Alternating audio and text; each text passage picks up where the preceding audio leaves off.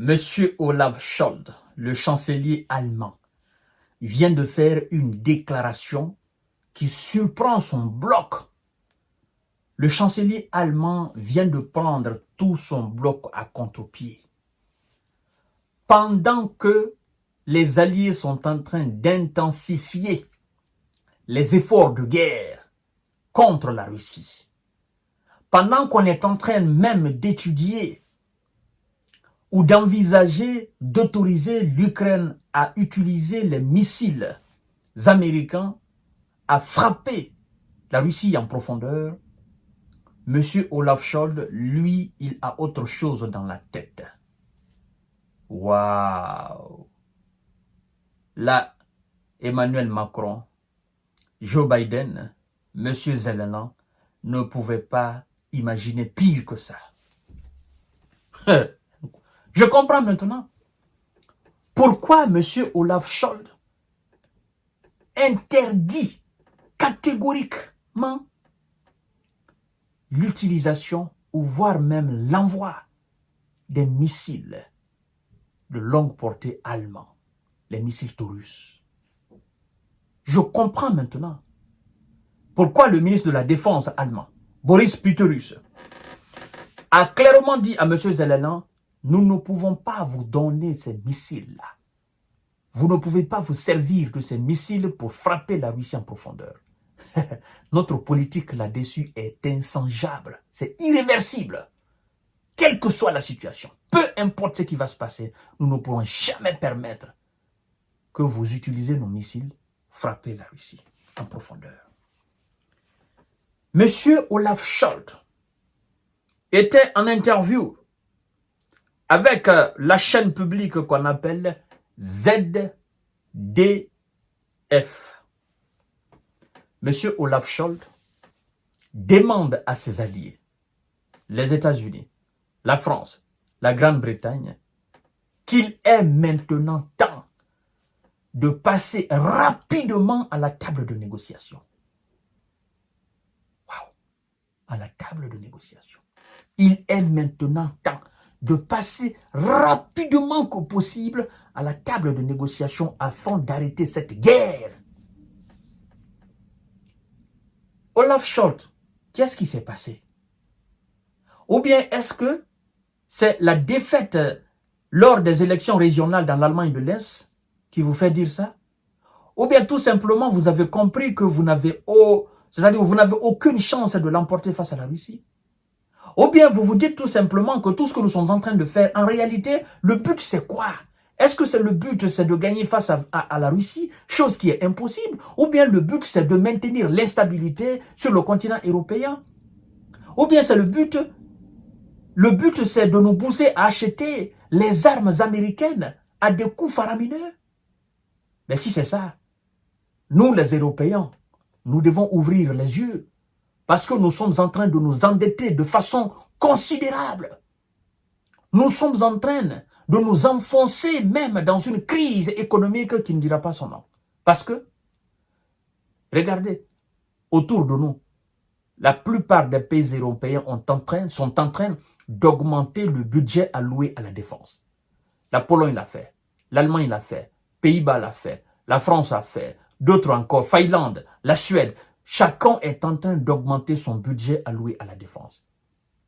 Et chacun est en train d'acheter des armements américains. Nous sommes en train de nous appauvrir. Monsieur Olaf Scholz a compris quelque chose. Voyons, mesdames et messieurs, partagez d'abord la vidéo dans tous les groupes possibles.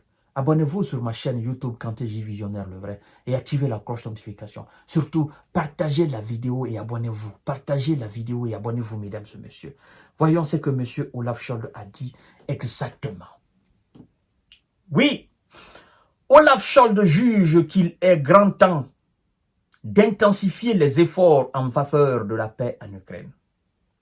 Le chancelier allemand a appelé dimanche, aujourd'hui dimanche 8 septembre 2024, à une intensification des efforts diplomatiques pour parvenir plus rapidement à la paix en Ukraine, alors que la guerre avec la Russie entre dans sa 3e année. Il dit, je cite, Je pense qu'il est grand temps maintenant de discuter de la manière dont nous pouvons sortir de cette situation de guerre et parvenir plus rapidement à la paix, a déclaré Olaf Scholz lors d'un entretien avec la chaîne publique ZDF, ajoutant que la Russie devrait participer au prochain sommet de paix sur la fin de la guerre. Là, il y a quelque chose qui est sous-entendu que vous devez comprendre. Parce qu'il faut savoir lire entre les lignes quand les hommes politiques parlent, surtout quand les chefs de guerre parlent. La dernière phrase de sa déclaration: la Russie devrait participer au prochain sommet. Monsieur Olaf Scholz, vous savez, la Russie n'est pas dupe. Ce sommet que vous parlez là, c'est un sommet à l'initiative de l'Ukraine. Ce n'est pas un sommet à l'initiative de la Russie. Ce n'est pas un sommet à l'initiative de l'Ukraine et de la Russie. Ce n'est pas un sommet à l'initiative de la Russie et de l'Ukraine. Ce n'est pas un sommet à l'initiative de l'OTAN et de la Russie. C'est un sommet à l'initiative de l'Ukraine et de l'OTAN. Vous savez, vous avez lancé une offensive dans la région russe de Kursk.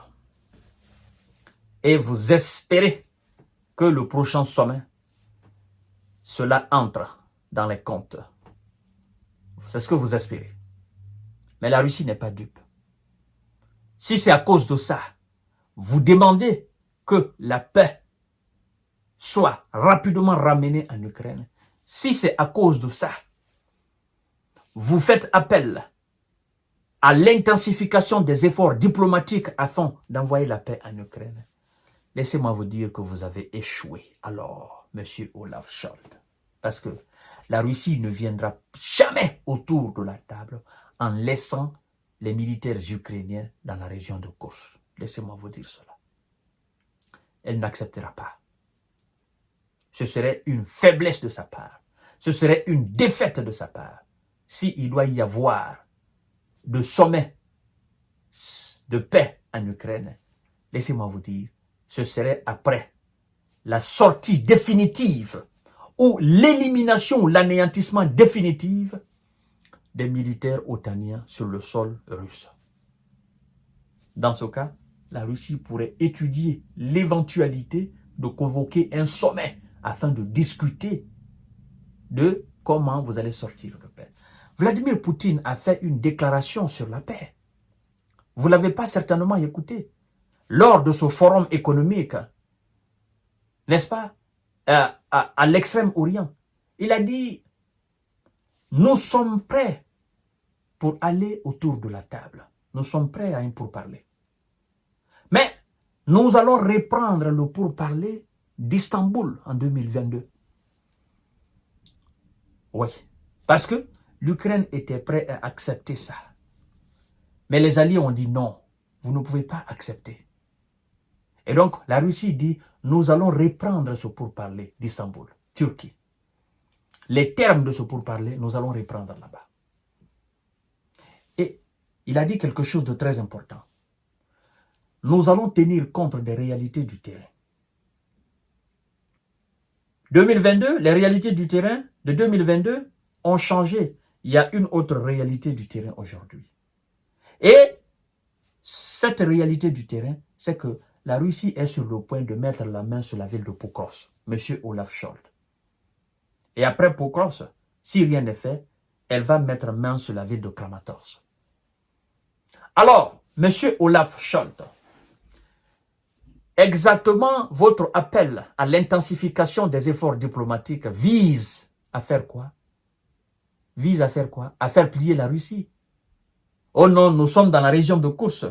Si vous voulez que nous sortions d'ici, il faudrait aussi que vous libérez notre territoire. La Russie ne fera jamais cela. La Russie ne tombera pas aussi bas. La Russie ne tombera pas dans ce piège-là.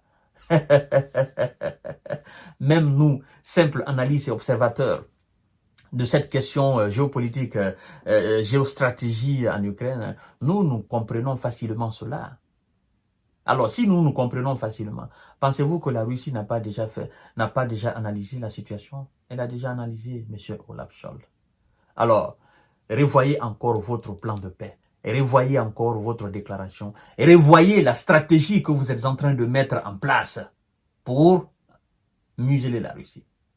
Je vous donne rendez-vous certainement, mesdames et messieurs, pour notre série d'informations de décortiquage. Les Otaniens sont en train de faire le tout pour le tout. Ils sont en train de tenter le tout pour le tout, mais c'est mal tenté.